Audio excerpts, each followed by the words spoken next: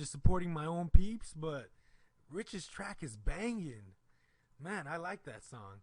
Anyway, most people's attention span is like 5 minutes long, so I'm going to keep this short and sweet.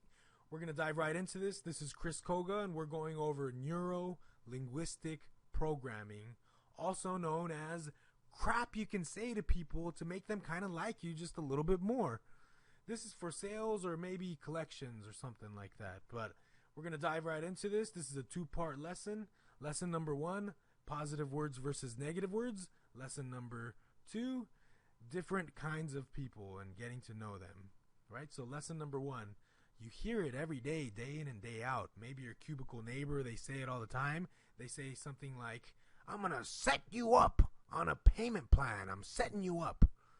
Perhaps you're one of those people that have been setting people up all day long. And you're not saying anything wrong, but to me it kind of leaves a negative kind of feeling. You know, it kind of sounds like a sleazy sales guy or a sleazy street thug. Like, they might say something like, yeah, boss, I set him up, boss, I got him, boss. I mean, when I hear it, it kind of makes my face cringe like all the time because I hear it every day. Let's try saying something like, let's establish a payment plan today. Try using power words. Better yet, try using positive power words. I mean, negative words kind of make the mind start wandering in negative ways. So today, think about the negative words you're using. And this is even in your personal life. Go ahead and swap those negative words out and switch them out with positive power words. Right? So that's lesson number 1. Lesson number 2 is everyone has a preferred language, and this is what NLP is about.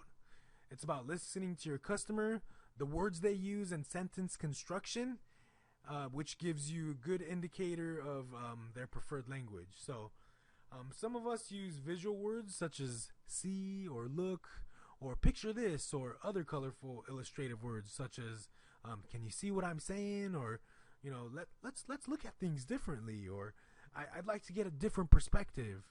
Or they might say something like, I can't quite picture it.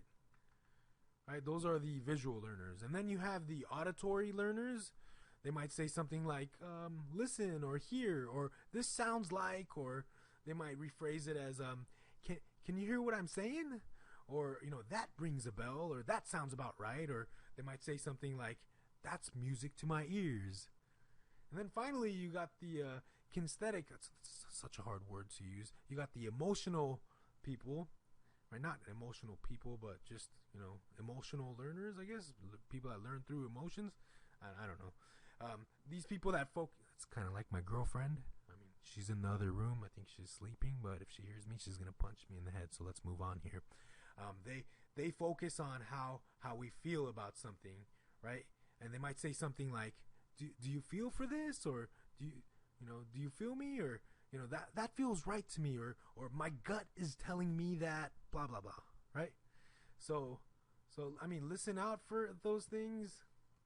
All right, everyone loves a puppy picture, so there it is. All right, listen and look out for the words people use in their conversations.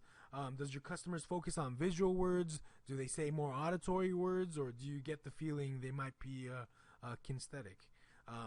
Once you identify someone's style and you can picture their representational system, respond to them using their preferred language of words. I mean, believe it or not, it's an unconsciously flattering way for the receiver to receive you, and they will also better understand the content you're trying to deliver to them. So, I mean, it's just good to build rapport quicker and build a solid foundation so you could close. All right, so let's go ahead and talk about those 3 different types of learners and how you should pitch to them. We're just going to, I know we're kind of running out of time, so we're going to make this quick here. It's really hard to appeal to the visuals over the phone, but you might say something like, you see, or imagine yourself 9 to 10 months later. Imagine how your life, ... or imagine what you would see, right? Imagine waking up and seeing a full paycheck because ... Right? You see what I'm saying? And then for the auditory people, right? These are the people you need to really chop it up with. Sometimes you got to go in and have a full-blown discussion with them, right? The benefits are this, that, and this. The pros and cons are this and that. You really have to get into the nitty gritty and chop it up with these people. And then finally, you got the kinesthetic people, where you could say something like, if you do this, you'll feel the weight lifted off of your shoulders when ... Imagine the great feeling you'll get when you take care of this matter. Imagine waking up in the morning and feeling like ... Right? You're starting to catch on here.